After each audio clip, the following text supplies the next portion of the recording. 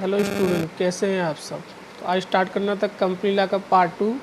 उससे पहले एक छोटी सी शायरी सुनाता हूँ कि मंजिल होगी कदमों में, ऐसे सफ़र का इरादा है, न हारेंगे हौसला उम्र भर, किसी और से नहीं खुद से ये वादा है। ठीक है, तो 1 मिनट वेट करो, मैं स्लाइड को शेयर कर रहा हूँ और काफ़ी मोस्ट इम्पॉर्टेंट है, ये आपके एग्ज़ाम में हर बार क्वेश्चन आता है। ठीक है,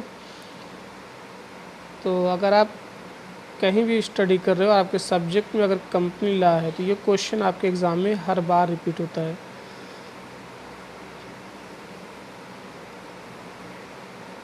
क्वेश्चन रहा ये, क्वेश्चन है कि लीगल पर्सनालिटी क्या होती है, या फिर क्वेश्चन की लैंग्वेज टर्न कर सकता है कि कारपोरेट वेल क्या होते हैं। समझ में आया स्टूडेंट। क्वेश्चन या तो पूछ सकता है कि लीगल पर्सनालिटी, ठीक है, इसको बोलते हैं एंटिटी, पृथक एंटिटी, या फिर कारपोरेट वेल क्या होता है। तो पहले पढ़ता हूँ फिर समझा देता हूँ आपको। यहाँ पे देखो कि every company is a legal person. हर एक कंपनी क्या होती है, एक लीगल पर्सन होती है। Hence when a company carries on a business, जब एक कंपनी अपना बिजनेस स्टार्ट करती है, then the business of company is different from business share holder.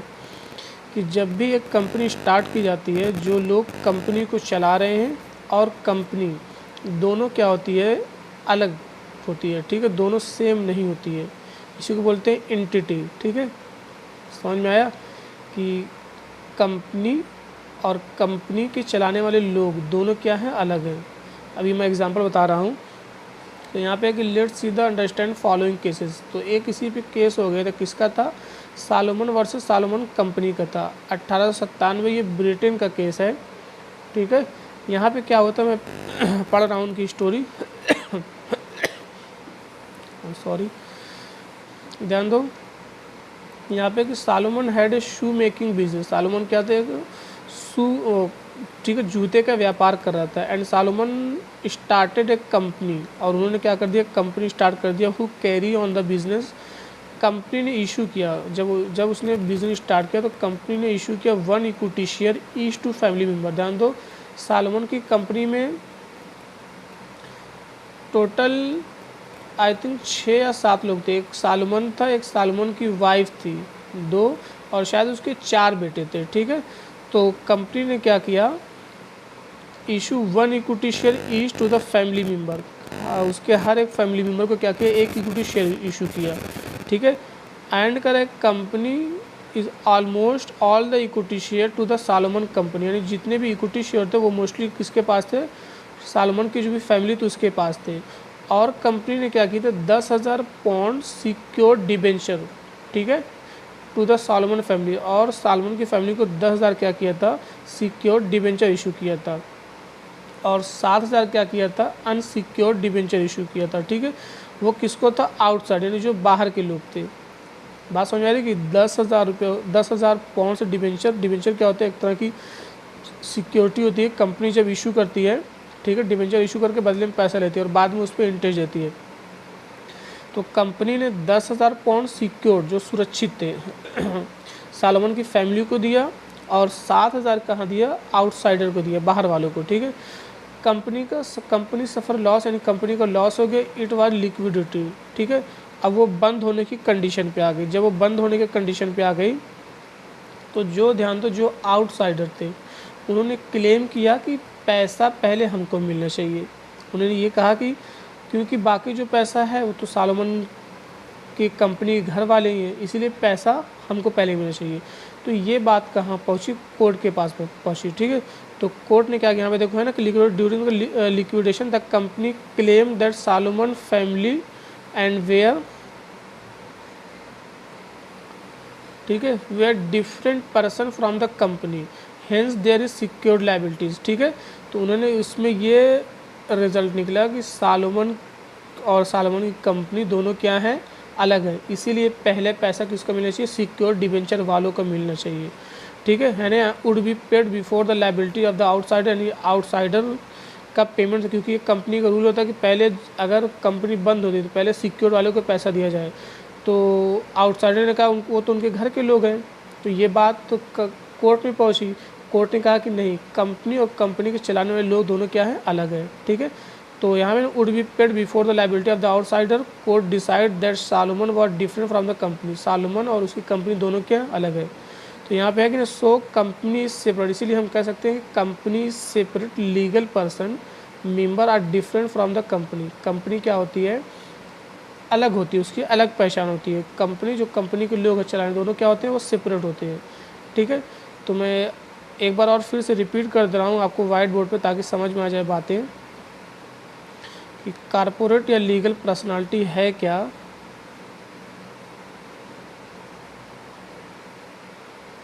देखो ये